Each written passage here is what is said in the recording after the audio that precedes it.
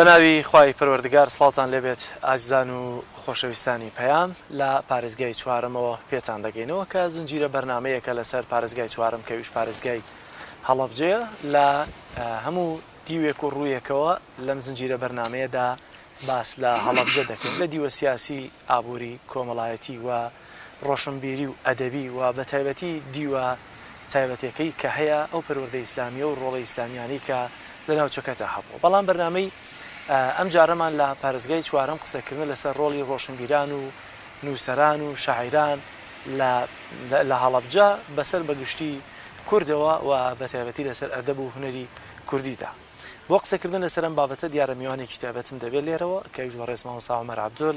ڕۆشنبیر و هەروەها نووسەر مامۆستا زۆر سوپاس بۆ دەرفەتەوە میوانێکی دیکەشمانەیە کە ئەویش مامۆستا عادلە بۆ هیوای کە بگاتە ناو بەرنامەکەەوەویش پێڕابگا قسە لەسەر ئەم بابەتە بکەین بابینە سەر بابەتی ڕۆشنبیری هەڵەبجە ئەگەر باس لە ئاستی ڕۆشنبیری و لە ڕووی هونەر و شیعرەوە لە هەڵەبجە بکەین مامۆستا مەردەبێ یەکسەر باسی چی بکەین یەکسەر کێ بینە پێش چاومان یا پەنجە بۆچی ڕابکێشین زۆر سپاس بۆ ئەم دەرفەتە بەخێر بێن بۆ هەڵەبجە دیارە هەر بابەتێک کە ئەبێتە بابەتی قسە لەسەرکردن بێگومان باشتر وایە بگەڕێتەوە بۆ یەکەم جار مێژووی ئەو بابەتە لە ئەو شوێنە دواتر قسە لەگەڵ ئەبعاد و ڕاهەندەکان و ئەو گۆڕانکارێنە کە بەسەریا هاتووە بابەتی ئەدەب و ڕۆشنبیری و هونەر لە هەڵەبجەیە بابەتێکی زیندووە بە جۆرێک ئاوێتە بۆ لەگەڵ خەڵکی کە ئەگەر پێمان وابێ ئەم مەڵبەندە بە مەڵبەندی شاعیران و ڕۆشنبیران ناسراوە وەیکێ لە هۆکارە سەرەکیەکانی ئەوەیە کە خەڵکێکی ڕۆشنبیر و فامیدە و تێگەیشتووی تیا بووە خەڵکێکە سەرقاڵی ئەدەب و شێعر و هونەر بوون ئەمە وای کردووە کە هەڵەبجە جیا بکاتەوە لە شوێنەکانی کە ناسنامەیەکی تایبەتی بداتێ ئەو ناسنامەیەش ناسنامەی ئەدەب و شیعر و هونەرە بێگومان گەلانی دنیا بە هەموو شکڵ و شێوازەکان ئیبداع و داهێنانیان هەبوو لە بوارە جۆرا و جۆرەکانەوە هەر میلەتێ بۆ خۆی سەرقاڵی کۆمەڵێ بابەتوە لاو هەرێمی کوردستانیش هەر شارێک لەوانەیە تایبەتمەندی خۆی وەرگرت بێ ئەوەی کە جێگای دڵخۆشیە کە ئێمە زۆر جار فەخری پێواکەین زۆر جار شانازی پێواکەین وەک مەیزەیەک لای خۆمانی هەڵەبجەی باڵێن باسیەکەین ئەوەیە کە ئەم شارە شارێک بووە خەڵکی خوێنەواری تیا بووە خەڵکی چاوکراوەی تیا بووە خەڵکێکی تیا بووە کە بە هۆشیاریەوە ژیاون یعنی نەژیاون وەکەوەی کە خەڵک ئەژی بەڵکو جۆرێک لە تایبەتمەندی هەبوو لە ژیانانە ئەویش ئەوە ویستوانە کە جیابن لە خەڵک یعنی بۆ نمونە لە بابەتی شعرە ئەدۆنیس کە ئەڵێ شعر ئەوەیە کە ئەبێت لە ئینسان لە دیارە و با بۆ نادیار دیوا بۆ مەجهول یعنی هەمیشە ئەو دیویشتەکانی پێکەش بکە خەڵکی هەڵەبجە بە قەناعەتی من ڕازی نەبوون بەو دۆخە جێگیر و وەستاوی کە هەبووە هەمیشە گۆمەکەیان شەڵەقاندووە بە سەڵەکەکەیان شکاندووە بازیان داوە بۆ ئەو دیوی بابەتەکان و لەوێەوە جاریشکەی وێنای دنیابینی خۆیانیان کردوێتەوە لەسەر بابەتەکە بۆیە هەر ئەم بەش وای کردووە هەڵەبجە ئەو ناسنامەیە وەرگێەوە خەڵکێکی زیندوو هۆشیاری تابێ بگرە خەڵکێک لە دەرەوەی هەڵەبجەش کە هاتووەتە ناو هەڵەبجە سەرسوڕمانێکی سەیری هەبوو بە خەڵکی ئەم شارەکە چۆن ئابە و شوێ لە دەوری شوعلە و مۆمی ئەدەب و هونەر گەشاونەتەوە کۆبوونەتەوە ئێمە ئەبێ ئەگەر بگەڕێنەوە بەناو مێژوو سەردەمانی باخی میر کە یەکێکە لە ناوە جوانەکانی ئەم شارە لەبیر نەکەین کە کاتی خۆی لە باخی میر شوێنی کۆکردنەوەی شاعران و ئەدیبان بووە شاعیرەکان چوون لەوێ دەمەتەقەی شیعریان کردووە مناقەشی شیعریان کردووە ئەو ڕێبازە شیعری و ئەدەبیە تازانەی کە سەریان هەڵداوە لەوێ لەناو خۆیانە باسییان کردووە دەمەتەقەیان کردووە ڕایان گۆڕیوەتەوە تا گەشتۆ بەوەی کە جۆرێک لە شعری هەجوو لە بەرامبەر یەک وتویانێتەوە یعنی کەیف و سەفایەکیان ساز کردووە کە خەڵکی هەڵەبجە بە پیادە و بە پێ لێرە لە کۆڵانەکانەوە چوون بۆ باخی میر لەوەی گویان لەم شاعیرانە گرتووە بزانە چمەشەدێکی جوان بۆ ئەو کاتە دوو لە سیاست دوو لە قاش بڕینەوە دوو لە تموح و هەندێ بابەتی زاڵ کە ئێستا یعنی تەواوی ژیانی بەشێرێتی ئەم سەردەمەی داگیر کردووە بەداخەوە ئەو سەردەمە سەردەمێکی پاک و بەری بووە ئەتوانین لەبەر ئەوە ئەتوانین بڵێن هەڵەبجە یعنی یەکێک لەو شتانەی کە ماهی فەخرە بۆی ئەوەیە کە ئەدەبتیایە کایەکی زیندوو بووە کاتە ئەگەر لاپەڕەکانی مێژووی ئەدەب و ڕۆشنبیری هەڵەبجە هەڵ بدەینەوە بگورن کێ دەبینین لە لاپەڕەکانە کام لە شاعرە ناودارەکانی کورد دەبینین کام لە نووسەر ناودارەکانی کورد دەبینین کە خزمەتی بە ڕۆشنبیرکردنی بەگشتی کورد دابێ نەک تەنها بە ناوچەکە و شانازی بێ بۆ ناوچەکەمان بەڵێ هەر وەکەوەی کە عەرزم کردی گەلان هەر کەسە بە قاڵ بوو بە شێوازی خۆی خەریکی دنیای هونەر و ئەدەبیات بووە لێرەش گەلی کوردی ئێمە لەو بابەتەدا نەبڕاوە بۆیە لەناو کووردا ئەدەب و هونەر و شیعر بابەتێکی سەرەکی و گرنگ بووە هەر بۆیە ئەبینی بۆ نمونە کاتی خۆی کە ئەزمموی شعری کلاسیک کاتێک لەناو کووردا پایەکانی جێگیرە بن محکەمە بن یعنی و شعری کلاسیک کوردی ئەلبەتە زیاتر پشتی بە عروزی عربی بەستووە پاشان کەسێک وەکو گۆران دێت ئەم بەستەڵەکە ئەشکێنێ ئەم قۆناغە تێپەڕێنێ و قۆناغێکی جیا دێنێتە کایەوە کە قۆناقی هیجا و کێشی دەست و پەنجەی ئەمانە سەرباری ئەوەی ئەبینین هەل بۆ نمونە لە ماڵی وەسمان پاشایە کە لە بەگزادەکانی جافن حکومڕان بوون لێرە و دەسەڵاتدار بوون ئەبینی لەناو ئەو خانەوادە دوو کوڕی وەسمان پاشا بە ناوی تایربەگ و ئەحمەد مختارجاف دوو ئەدیب و دوو کەڵا ئەدیبی گەورە دەرەچن و سەریان لەوەوە دەرەچێکە تا ئێستاش کورد فەخر بە شعر و ئەدەبیاتی ئەم دوو زاتەوە کات یعنی کایەی شعر و کایەی ئەدەبیات لەم دەڤەرە کایەکی زۆر زیندوە ئێمە تاوگۆزیمانەیە مەولەوی تاوگۆزی کە لەوارەیە بڵێم نەکەر کوردنەتەوەکانی دیکەش خۆیان بە قەرزاری زاتێکی وەکو مەولەوی ئەزانن لە بابەتی ئەدەبیات و زۆرێکی تر لەو شاعرانە کە زۆربەی زۆری لەم دەڤەرەیە چاوێن بە دنیا هێناوە لێرە گەورە بوون لە لێرە ژیاون و ئێرەیان بەڕاستی ئاوەدان کردوێتەوە چونکە من پێم وایە ئەوەی کە ژیان ڕەوڕەوەی ژیان ئەگۆڕێت ئەوەی کە ژیان لە قۆناغێک و ئەباتە قۆناغێکی کە ئەو کەسانن کە هۆشیارن کە زەینیان ڕۆشنە و ڕازی نابن بە ئەو جۆرە ژیانە باوەی کە لە ناو خەڵک دەقی پێوە گرتووە بەڵکو ئەمان دێن شێوازێکی دیکە تاقیەکەنەوە ستایلی دیکە دێن و جێگۆڕچەی پێەکەن لەبەر ئەوە هەر ئەمەیە نیشانەی گەلی هۆشیار و زیندوو و ئەو گەلانەی کە ئەدەبیات و شعر و هونەر بە شێوەیەکی گشتی لە نەوێنە زیندووە ئەبێ شانازی بە ئەوە بکەن کە ئەم خەڵکانیان هەیە بێکمان ئێمەش وەکو هەڵەبجە وەکو ئەم دەڤەرە خەڵکێکی زۆرمان هەیە کە ناومان هێنانوە زۆرێکیشەن کە ناکرێت لێرە ناوێن بێنین بەگشتی ئەمانە کۆڵەکەی زیندوو ڕاگررتنی ئەدەبیات و شعرن لەم ناوچەیەوە فەخریان پێوەکەین و ئێستا ئەگەر ئێمە شتێکمان هەبێ شانازی پێوە بکەین زۆربەی ئەو بابەتانە هی ڕابردووە لە ڕاستیە بەداخەوە زۆر جارە بێ بگەڕێنەوە بەناو مێژوو ئێمە ئینجا ئەتوانین هەندێک جوانی و هەندێک جوڵە و بزاوتی زیندوو لەناو گەلەکەمانە دەستنیشان بکەین کە بەداخەوە بەهۆی کۆمەڵی هۆکاری سیاسی و کۆمەڵایەتی ئێستا ئەبینی ئەم ڕەوتی ئەدەبی ڕەوتی هونەری هاوتا لەگەڵ ڕەوتەکانی کە جۆرێک لە خاوی پێوە دیارەوە ئەبینی وەکو پێویست ئێستا ئامانجەکان ناپێکرێت کاتی خۆی ئەم دەڤەرێکی زیندوو بووە بۆ نمونە ئەحمەد مختارجاف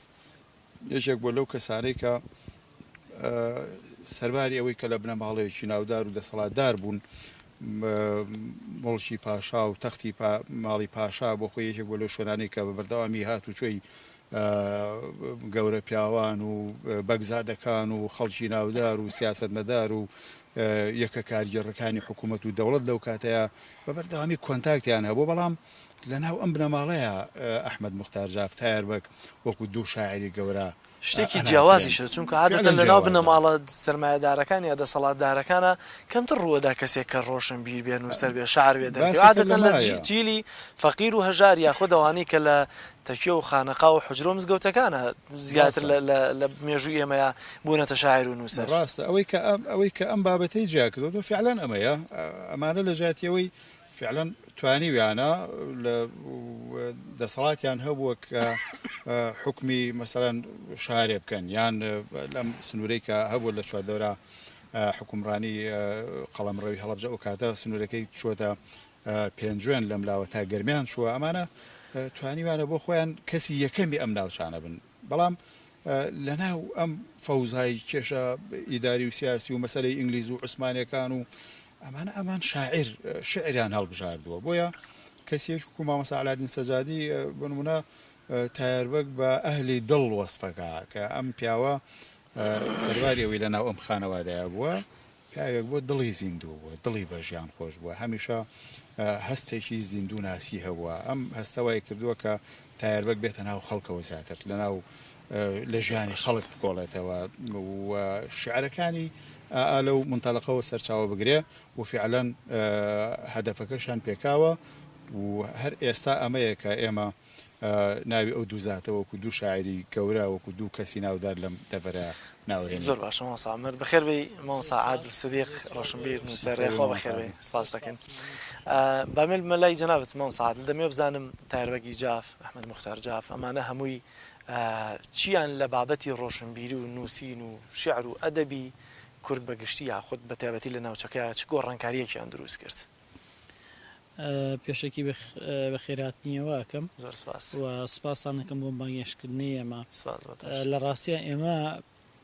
هەموو جارەڵین زانانی کۆمەڵناسی ئەڵێن چی ئەڵێن مرۆڤ هیچ نییە جگەلەوەی کە بەرهەمی ژینگەکەی خۆی بێ واتە تەسیراتی ئەو بیئەی کە ئینسانی تیا پەروەردە بێ گەورە بێ تەسیرات و لێکەوتەی گەورە لەسەر فکر و هزر و پێگەیشتن و ڕوئیا و تێڕوانینی ئەو تاکانی و ژینگەیە جێ هێڵێ. برای بەڕێزم کامەر عەبدول باسیەوەی کرد کە ئەم دوانە پێچەوانەی سروشتی خۆیان پێگەیشتوون و ڕوئیا و تێڕوانین و بیرکردنەوەیان پێچەوانی ئەو ژینگە کۆمەڵایەتیە بۆ تەنانەت خۆشیانی تیابوو. ئەمان وەکو ئەوەی کە نووسەرەکان نووسەرە بیانی و ناوخۆیەکان باسییان کردووە لە قیمەی ڕەفاهیە تا ژیاون ئەوەی کە شاکر فەتا حەڵێ ئەمان لێرە ئەوروپایانە ئەژین. بەڵام ئەحمەد موختار یا تاهیربەگ هیچ شتێک لەو سەردەمەیە با بڵین گران نەبووە بۆ ئەمان بۆ دەستخستن وەکەوەی کە بخرێتە خزمەتی ڕەفاهیەت لە ژیانی خۆیانە چ جانیبە کۆمەڵایەتیەکە چ جانیبە فەرهەنگیەکە یا جانیبە ئیداریەکە ئیداریم ناوچەیەشیان بەدەست بووە و لە نەحی کۆمەڵایەتیشەوە ئەمان لە بەرتەبە و پلەیەکی بەرزترا بوون لە خەڵکە عامەکەی ناوچەکە. بەڵام ئەو بیئەی کە ئەمانی تیا پەروەردە بوو لە خێزانێکی خوێنەوار دەسەڵاتدار لە ناو با بڵێن نوخبەی ئەو سەردەمەکە زیاتر شاعیر و ئەدیبەکان بوون و مەدرسە ئاینیەکان و زانایان و عولەمایانی ئەم ناوچەیە بوون هەڵساون و دانیشتون دیوەخان و با بڵێن کۆشک و تەلارەکانی ئەمان بەردەوام پیاوی گەورەی لێ نەبڕاوە ها ئەگەر کەسێک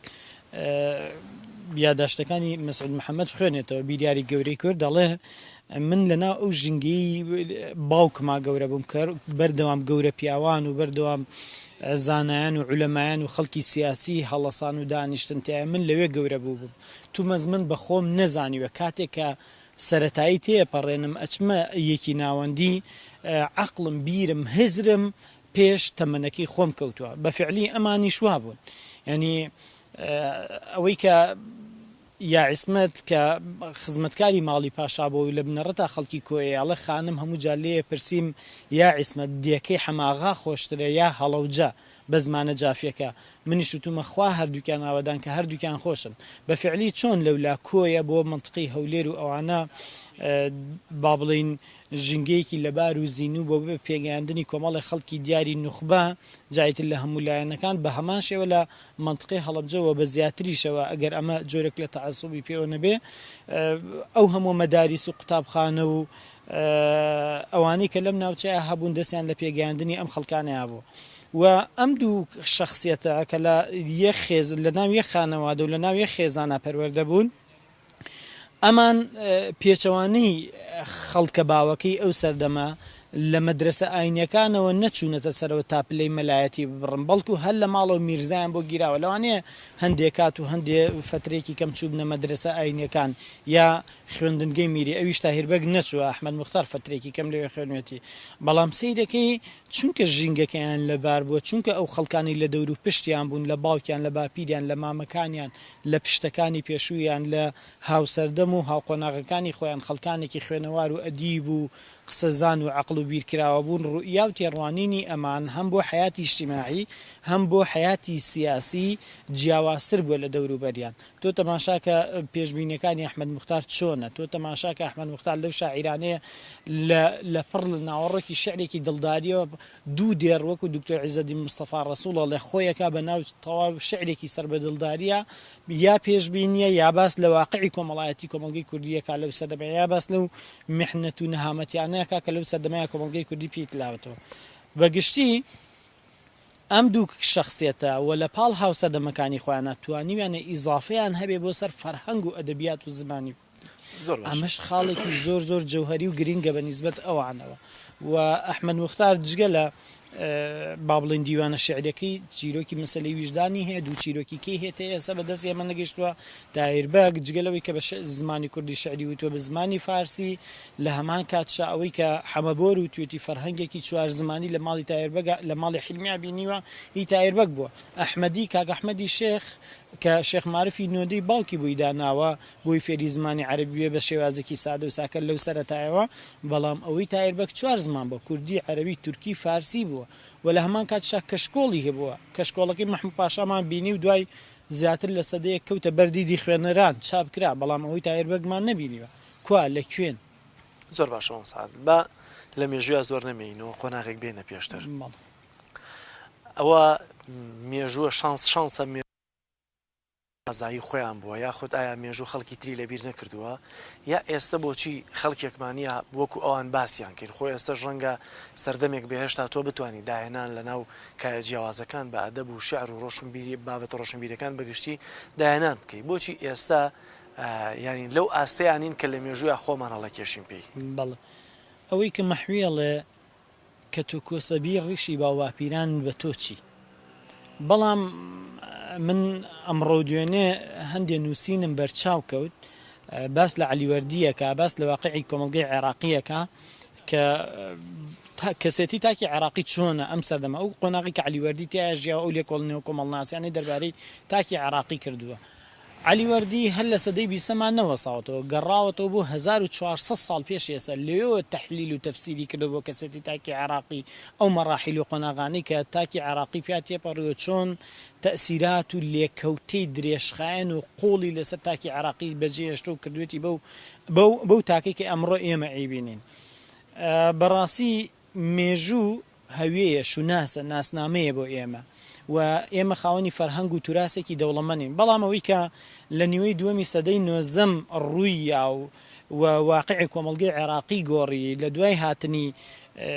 کۆماریەوە بۆ عێراق بەداخەوە هەنگاوێک بەرەو دواتر بوو ئەوەی کە کوردەواری ئەڵێ ڕەحمەت لە کفندز هێشتا ئێمە لە مەلەکێتەکە ناڕازی بوون بەڵام کە بوو بە کۆماری لە برەوەی هەنگاو بێ بەرەو پێشتر و واقعی کۆمەڵگەی عێراقی ئەوەی کە لە بیستەکان لە دوای هەژدەوە تاکی عێراقی لێ ڕازی نەبوو بەڵام لە دوای کۆماری واقعەکە ئەوە نەتاڵ بوو تاکی عێراقی یا تاکی کوردیەوێتی هێشتا ڕەحمەت لە کفندز بە نمونە ئێمە هەموو ئەو کاریسانەی لە نوێی دووەمی سەدەی نۆزەیە بەسەرمانە هات لە سەدەمی کۆماریە بەسەرمانە هات ئێمە ڕوبەڕووی زنجیرەیە کارەسات و تراژیدیا بووینەوە هەر لە پەنجاکانەوە دەستپێکە ململانەی نێوان شوعی و پارت و با بڵین ئەو خەڵکانی کە نوخبەی ئیسلامی بوون دواتر ڕووداوەکانی 63 شەڕی نێوان جەلالی و مەلایی دواتر 74 78 ڕاگواستنی گوندە سنووریەکان دواتر شەڕی جەنگی ئێران عێراق وە کارەساتی کیمیابارانی هەڵەبجە دواتر ڕاپەڕین و ئاوارە بوون دوای ئەوەش تاڵاوی شەڕی ناوخۆکە بەرەوکی ئەم ناوچەیە کرد بەداخەوە ئێمە پشکی شێرمان لەو کارەسات و تراژیدیانە بەرکەوت ئێخۆ جەنگیش لە هەرکوێ بێ خەڵک ئەتۆڕێنە لەو ناوچەیە دووریە خاتەوە نوخبەکەت لێ دوورە خاتەوە منە جارە قسەیەکەکەم بەلای هەندێک لە نوخبەی هەڵەبجەوە تاڵە بەڵام تاڵە ئەبێ بینۆشنەوە واقعەکەیە ئەو زنجیرە هۆکارانە وای کرد نوخبەکە و خەڵکە قوڵ و عمیقەکە لەم ناوچەیان نەمێنێتەوەوانی کە قاوەنی پاشخانێکی با بڵین کۆمەڵایەتی ئەدەبی فەرهەنگی و خۆیان بە فعلی بە خاوەنی ناوچەکەی زانی و قوڵاییەکیان هەبوو لەم ناوچەیە بەڵام ئەوانە ئەو کارەسات و ڕووداوانە وایان کرد ئێرە جێبێڵن لە دوای هەفتەوە زیاتریش لە دوای نەوەدەکانەوە هەڵەبجێکی کە دروست بووە کە زیاتر ئەمانە خەڵکی دێهات بوون دێهاتیش دێهاتی بوون یا گوندی بوون عیبە نییە بەڵام شاری بوون پرۆسەیە ئەمە واقعە شاری بوون پرۆسەیە بەڕاستی من لە خۆمەوە نابم بە خەڵکێکی شاری شاری بوون وەکووتمان پرۆسەیە مەراحیلە و با بڵین کللتورێکی ئاوێتەیە دەوڵەمەنە لەگەڵەوە شاسەرباری ئەو هەموو کاری سە و تراژیدیانی بەسەر ئێمە هاتوو بەڵام ئەمڕۆ زیاتر لە هەموو کاتێکی کە هەڵەبجە توانێت نوخبەت پێشکەش بکە ئەتوانێ خەڵکی چاک لە مەدانی جیاوازە پێشکەش بکە نبینی ڕۆژانە لە میدیاکان لە ڕووپەڕی ڕۆژنامەکان لە تۆڕە کۆمەڵایەتەکان هەر ڕۆژی کەسێک یەکەمما کەسێک ڕیکۆردی لە چی ئەشکاندووە کەسێک لە فڵان مەجالە ئەوەی کردووە خوێندکارێکی هەڵەبجەی مامۆستایەکی بەڵام سعادەکەی بزانین لە بابەتی هونەر و شێعر و ئەدەبە هێشتا کەڵەپیاوێکی باش یا خەڵکانێکی باشی تیاماوە ئەبێ ئیلا زمانێکی دیکە تێپەڕێت و ئەوان وەکو مێژوو جارێکتر ناویان بنووسینەوە یا لەم سەردەمەشە دەبێ بەرجەستیان بکەن و پێیان بزانین بەداخەوە لێکەوتە و کاریگەریە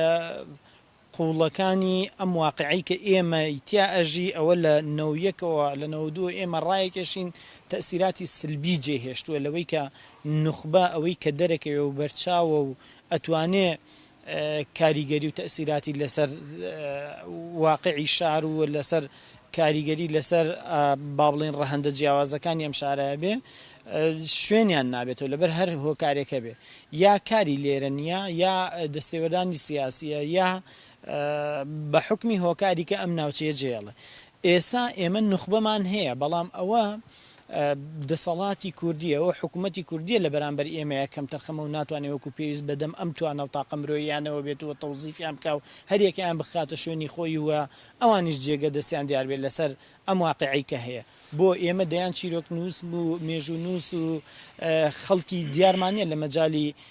هونەر و ئەدەبیات و لە مەجای فەرهەنگیا کار بکە با هەمانە بەڵام دەستیان ناگیرێ بەڵام شوێنیان نادۆزرێتەوە ئەوانە خۆیان نادۆزنەوە مەجبورن بار بکەن مەجبورن بڕۆن جایتر بە ناوخۆوەسە یاچێتە دەرەوە ئێمە خەڵکمان هەیە ئێمە تاقەی مرۆییمان هەیە توانای مرۆییمان هەیە بەڵام یا تەوزیف ناکرێ و توانە و تاقەکەی ئەمرێ یا ئەوەیە ئێرە جێڵە لەبەر ئەو زنجیرەیە هۆکار کە ئێرە لەوانەیە زۆر بواری باسکردنیان زۆر باشە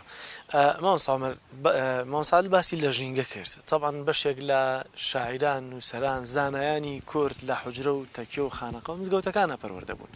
و بە تایبەتی باس لە سەدەی ڕابردوو لە پەنجاکانی سەدەی ڕابردووە هەتاکو و بە تایبەتی لە 91شەوە بۆ خۆمان کە مامۆستا باسی کرد بە جۆرە لە جۆرەکان ژینگەکە بەگشتی شێواوە لە ڕابردووشدا ئەگەر تەکیە و خانەقە و مزگەوتەکان شوێنێکی باش بۆ بن حوجرەکان بۆ پێگەیان نێم کەڵە زانایانە ئێستا ڕەنگە ئەوێش زۆر گرنگی پێ نەدرێ وەکو ڕابردوو ئایا بەگشتی توانین بڵێن ژینگەی پێگەیاندنی ئەو خەڵکی کە لە ڕابردوودا هەبووە خزمەتێکی باوش باشیان بە ئەدەبیات و بە شعری کوردی کردووە ئێستا ژینگەکەیان لێ تێک چووە بێگومان هەموو بابەتێک تۆ بێ پەیوەستی بکەیتەوە بە ژینگەوە یعنی زمینە سازی بۆ ئەم بەرنمەیە ئەم باخچەیە و ئەم کورسیە و ئەم وەسایلانەیە کە ئێستا لە بەردەستی ئەمایە من زۆر زاروتومە کە کارەساتی شیمابارانی هەڵەبجە بنمونە وەرگین خەڵکی پێش کارەساتەکە و خەڵکی دوای کارەساتەکە دوو مرۆڤی زۆر جیاوازن تەنانەت لە دید و تێڕوانین و ڕوئیا و دنیابینی ئەم دوو جیهەتەیە جیاوازی زۆرە بینیت یعنی کارەساتی شیمیابارانی هەڵەبجە ئێمە نابێ بە کەمی بزانین بۆ هەڵتەکاندنی بنیەی عەقڵی و کۆمەڵایەتی و بیرکردنەوە و یعنی هەموو جۆرەکانی ئەو جۆرانەی کە ئینسان ئەبەسێتەوە بە ژینگەکەیەوە و بە توانا و وزە و تاقە و چالاکیەکانیەوە شیمابارانی هەڵەبجە وێزگەیەکی زۆر ترسناک بوو بۆ گۆڕانکاریێکی زۆر ترسناک لە ڕۆحی خەڵکی ئەم دەڤەرەیە. یعنی بۆ نمونە زۆر جارێ من نمونەی بینایەکی ێنینەوە کە ئەگەر بناغەکەی دروست نەبێتتر بیناکەش ئەمە نمونەیەکی زۆر شایعە. کاتێ ئینسانێک کەسایەتی ئینسانێک کە ئەکەوێتە ژێر فشارێکی لە حەد بە دەری خۆی بێگومانێکتر هیچ شتێکی بۆ ئاسایی نابێتەوە. بۆ نمونە ئێمە چەند کەسێکمانەیە لەم شارەیە زیاد لە نزیکی 50 خانەوادە 50 کەس با بڵین کە تاقانن، یعنی تەنها خۆیان ماونەتەوە لە کارەساتێکی بابەرانی هەڵەبجە. ڕوئای ئەم ئینسانە ئەبێ بۆ ژیان و بۆ دەوروبەر و بۆ مستەقبل و بۆ داهاتوی چی بێ، ئەبێ ئەم ئینسانە چەنێ بە بەردەوامی لەناو خەیاڵ و تێفکرینە بژی کە چی بەسەر هاتووە خانەوادەکەی ئەگەر مایە چیە بوو دنیاە دنیابینی کە ئەو بە بەردەوامی لە خەیاڵایەتی زەینی داگیر کردو. بۆیە ئەم ئینسانە ناکرێت بڵێ ئینسانێکی ئاساییە و لەگەڵ ئەوەیە ژینگەکەش ئاسایی نابێت و کاریگەری زۆر خراپە کاتە سەر ژینگەکەش بێگومان ئێمە ژینگە چیە دروستەکە ئێمە دروستەکەین. ئێمە کۆمەڵێ خەڵکین چالاکیەکانمان ئەبێتە هۆکاری دروستبوونی ژینگەیەک ئەگەر باش بێ و ئەگەر خراپ بێ،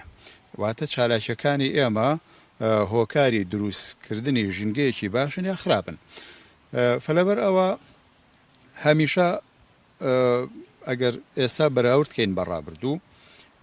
بێگومان جیاوازی زۆر هەیە، بەڵێ خۆ لە ڕابردووشە شەڕ و کوشتار و دەرگیری و فیتنە و ئەمانە هەبوو. بۆ من لە جەنگی جیهانی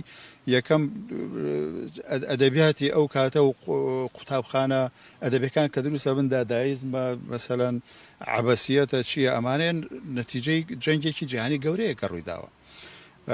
بۆیە هەمیشە ئەو با بڵێن ئەو جەنگانە یان ئەو ناسەقامگیریانە ڕاستە و خۆ کاریگەری جێدەهێڵن. ئەو ناسەقامگیری کە ئێستا هەیە کاریگەری هەیە لەوەی کە مامۆستایەک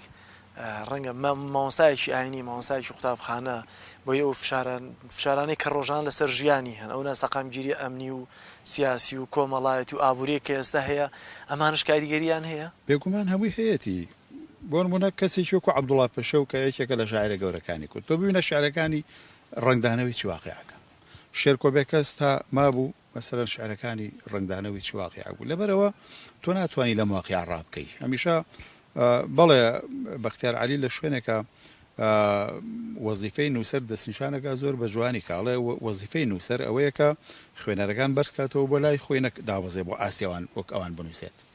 یعنی تۆ بە بەردەوامی ئەبێ خەڵک بانکەی بەرزان کەیتەوە و ئاشنان کەی بە دنیایە کە ئەوان لێی بێ ئاگان. بەڵام ئەمە لە دۆخێکی تەبیعیە لە دۆخێکی سروشتیە، بەڵام ئەم دۆخە ئەگەر نەگونجاو بوو ئەگەر ناتەبیعی بوو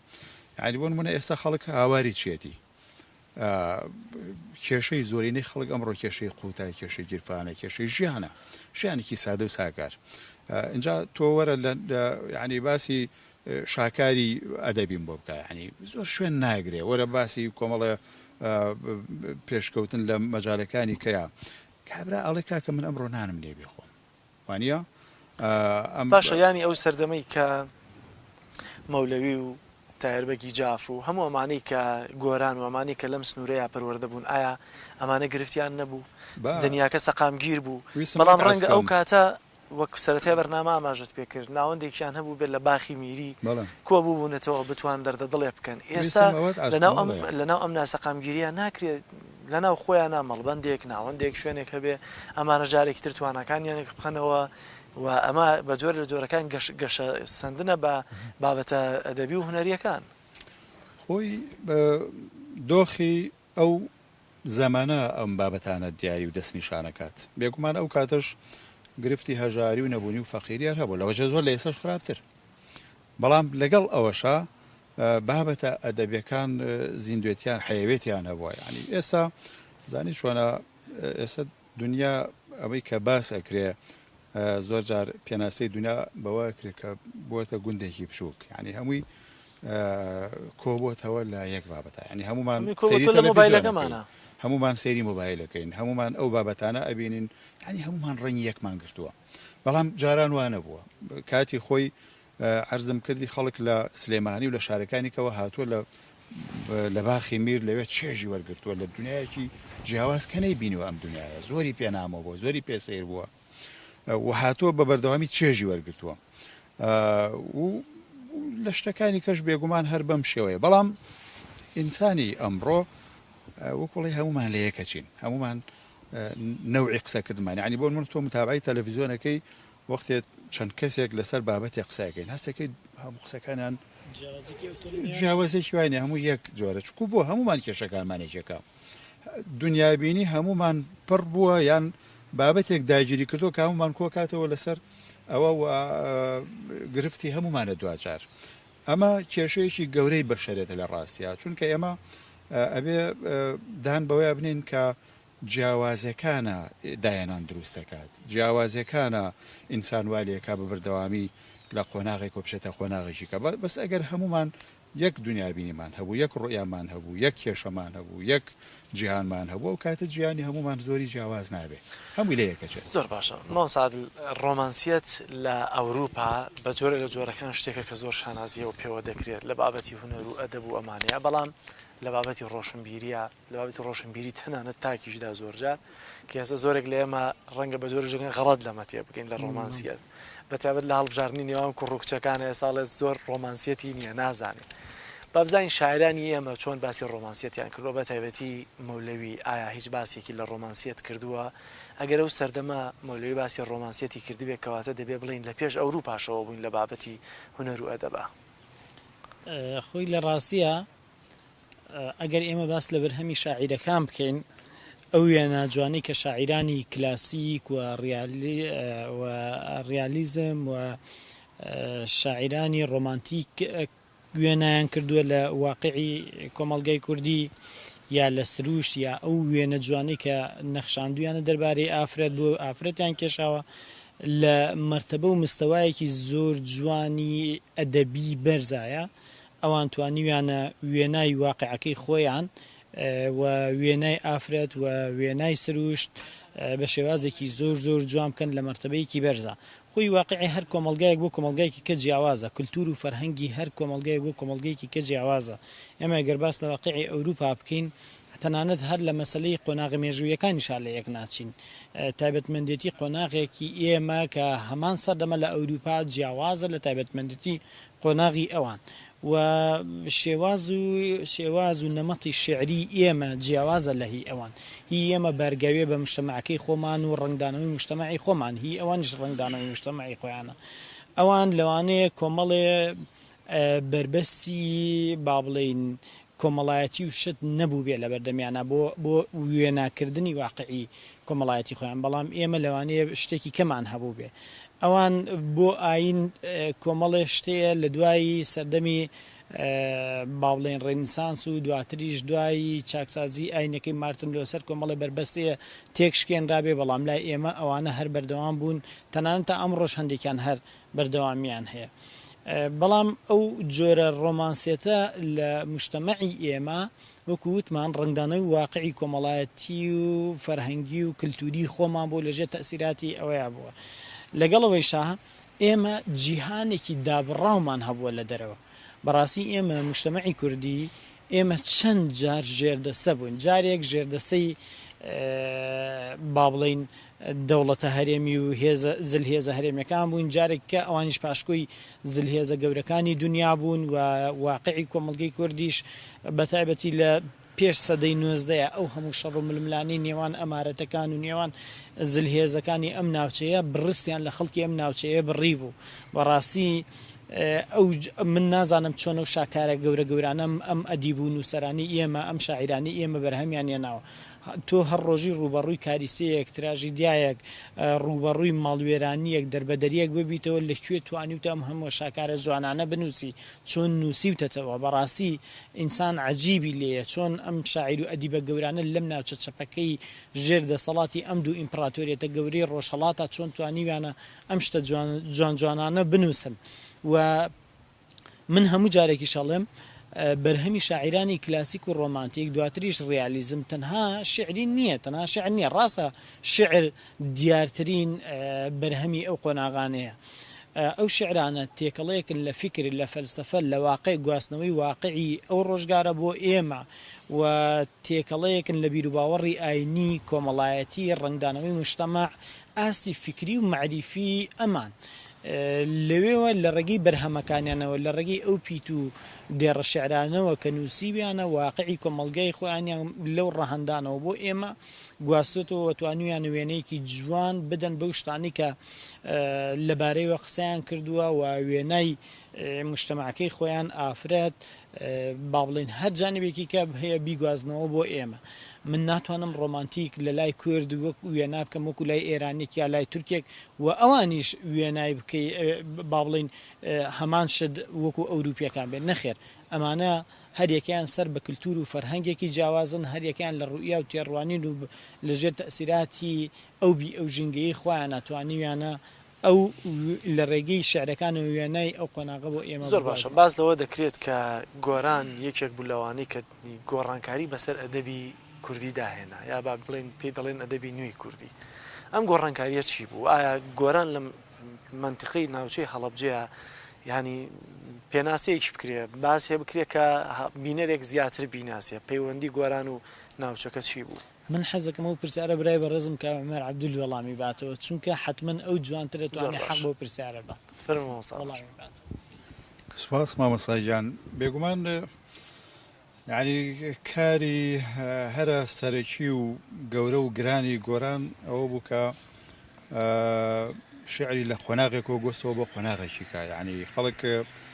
لەو سەردەمایە تەنها شعری کلاسیکی ئەو تو ئەخوێندەوە و شارەزایی تەنها لەو مەجالەیە هەبوو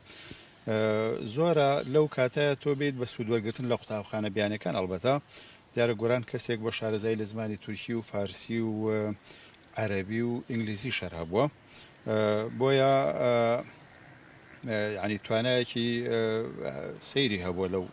مەجالەیە کە ئەم ئیسفادەیی کردووە ئەم قۆناغی گۆڕۆ بە قۆناغێکی نوێ کە شعری نوێی هێناوەتە بوون قۆناغی کلاسیک قۆناغی تێپەڕاندنی شعری عروزی عەرەبی کە ئەو سەردەمە هەموو شعرەکان بە ئەو شێوازە نووسراون بۆیە ئەمە کارێکی گرنگ بوو لە ڕاستیا بۆ مێژووی بزوتنەوەی ئەدەبی ئەو کاتە و تەحولێکی گەورە بوو لە قۆناغێکەوە بۆ قۆناغێکی کە شعری نوێ کە دەستبەرەمەکەی گۆرانە ئیتر لەو کاتەوە چووە قۆناغێکی تازەوە سەر تاپای ئەدەبیاتی کوردی بە ئێستاشەوە توانین پرشنگدارە بە ئەو تەرزە لە بیر و بۆچووەکان کە ئەگەڕێتەوە بۆ گۆران یعنی بیرمان نەچێت گۆران لە جگەلەوەی کە شاعیرێکی باش و چالاک بووە پیاوێکی ڕۆژنامەنووس و وەرگێڕێکی زۆر باشیش بووە و چەندین شعری لە زمانەکانی کە وەرگێڕاوتە سەر لەکوێ ژیاوە چۆن توانیوێت و سەردەمە بۆ منە زمانەکانی ئینگلیزی و فارسی و تورکی و ئەمانە فێر ببێت ئەویان مێژووە و نازان دێم و بەسەر مامەسەعاد لە زۆر باشە گۆران ساڵی 1940 یا 5 لە هەڵەبجە لەدایکە بێ بە هەمان شێوە ئەم بە خزمەتێکی زۆر نزیک لەگەڵ بەگزادەکان تێکەڵە و لە بیدایەتەوە چۆتە ئەو قوتابخانە تاقانەی هەڵەبجە کە پێوتراوە قوتابخانەی ئەوەڵی هەڵەبجە لەگەڵ ئەحمەد موختار فەتریەک بە یەکەوە بوون زمانی ئینگلیزیان بە یەکەوە خوێندووە زمانی ئەو سەردەما ئێمە باس لە سەدەمی دەوڵەتی عوسمانی و پێشتر تەنانەت تا پەنجاکانیش زمانی ئەدەبیات و نامەگۆڕینەوە فارسی بوو و لە هەمان کاتشا زمانی خوێندن لە ناو قوتابخانەکانە تورکی بوو کەواتە بەڵێ بەڵێ بەڵام فەتەیە پێشووتر هاتوونەتە ئێرە و لەگەڵ ماڵی بەگزادەکانە بزانم خوشکێتی یا کەسێکی زۆر نزیکی گۆرانە بێتە خێزانی مەجیبەک کوڕەگەورەی عوسمان پاشای جافە و ئەبێتە وابزانم دایکی حامیدبەگی جاف کە ئیتر زۆر مەشهورە حامیدبەگ قۆناغێکی زۆر هاتوۆتە دواتر پێما بێ ساڵی 1970 وفاتی کردووە گۆران واتە لەو سەردەمەیە زمانی فارسی زمانی ئەدەبیات و نووسین و ناو دووتوی شعری شاعرانی کلاسیک شاعرانی ڕۆمانتیک و سەردەمەکەی خۆی بوو لامان کاتشا زمانی تورکی لە قوتابخانە فێر بووە و زمانی میری و دەسەڵات و حکومڕانی و زمانی خوێندنی ناو قوتابخانەکەی تاقانەکەی هەڵەبجە بوو دواتریشکە ئینگلیزەکانیان ئەوەی کە لە پێشەکی دیوانەکەی گۆرانە باسێکە ئەڵێ فترەیەک من و ئەحمەد بەگ ئەحمەد موختارجاف بەیەکەوە زمانی ئینگلیزیمانە خوێن کەواتە گۆران هەر لە قۆناغەکانی سەرەتا بیریشمان نەچێت گۆران لە ناو ناڕەحەتیەوە هاتوۆتە سەرەوە پەروەردە بووە و گەورە بووە تەنانەت کوشتنی براکەی ساڵی 1990 و ئاوارە بوونیان بۆ ناوچەکانی ئێورامار وازهێنانی لە خوێندن لە کەرکک و گەڕانەوەی بۆ هەڵەبجە و ئیتر ئاوا تووشی سراعات و ململانێکی زۆر بوو فترەیەکی زۆریش لە هەڵەبجە و لە عەبابەی لێ و لە تەوێڵە مامەسا بوو ژینگە و با بڵێن ئەو بی ئەسروشتی و کۆمەڵایەتی ئەم ناوچەیە تەسیراتێکی گەورەی لەسەر نەحی فکری و معریفی و توانە شعرەکانی گۆرانداناوە بە حکم ئەویش هەر لەم ژینگای گەورە بووەوەی کە پیرەمێر دەڵێ هەر بندارێکی هەڵەبجە بۆنی شعر و ئەدەبیات و شاعیری لێت کەواتە واقعی ئەو سەردەما کاریگەری و تەسیراتێکی گەوری لەسەر گۆران جێژ دواتریش گۆران چووە مەجای سەحافە ڕۆژنامەنووسی لە ژی ناکاری کردووە ڕۆشتۆ بۆ رووسیا هاتوۆتەوە لە ڕادووی یافا لە فەڵەستین کاری کردووە لەگەڵ ئینگلیزەکانە دواتر لە بەغاکاری کردووە هەموو ئەم چالاکیانە بوون بە خەرمانێکی گەورە بۆ گۆران و کاریگەری و تەسیراتیان لەسەر توانە شعریویەکانی ئەو داناوە لەسەر توانای نووسینی ئەو داناوە کەواتە زمانەکان بەو شێوە بەو تەرزە فێربوو دواتر سوودی لەو زمانانە وەرگرت و تەسیراتی لەسەر داناوە بۆ نووسینی ئەو شعرانی کە ئێستا ئێمە وەکو بەرهەمێک چاوی لێکن ئەوەی کە دکتۆر عیزەدین مستەفا ڕەسوڵ جا گۆران بە شاعری سروشت ناسراوە شعرێک بۆ مردنی هیوای کوڕی وتووە زۆر جوانە لە مستەوایەکی ئەدەبی زۆر جوانە دکتۆر عیزەدینەوە بزانم ئەگەر هەڵە نەبە مەڵێ خۆزگا گۆران دە کوڕێ بوو بە ناوی هیوا هەر دەیانە مردن بۆی دە شعری جوانی بنووسیاوی خستاتە ناو کتێبخانەی کوردی و ناو دیوانەکەیەوە زۆر باش دەمەوێت کۆمنتی هەر دوکتان بزانم هەر سەرەتا مەساعد تۆ بڵێ ئەگەر ئەدەبی کوردی شاعرانی ناوچەی هەڵەبجەی تێدا لابەی چی لێ دەمێنێتەوە یا خۆدایە فراخی بۆ دروستە بێت بەڕاستی ئێمە ئەگەر ئەو شاعیر و ئەدیبە گەورانە و ئەو قوتابخانە و مەدرسە ئاینانی ئەم ناوچەی لێ دەرکێ ئەویش بڵین دوو تایبەتمەندێتی گرنگ لە ناوچەی یا با بڵین لە سنووری هەڵەبجەیە بۆ شێخانی هەورامان جگەلەوەی کە خۆیان خوێنەوار بوون بەشێکی زۆریشیان داسی شعریانە بووە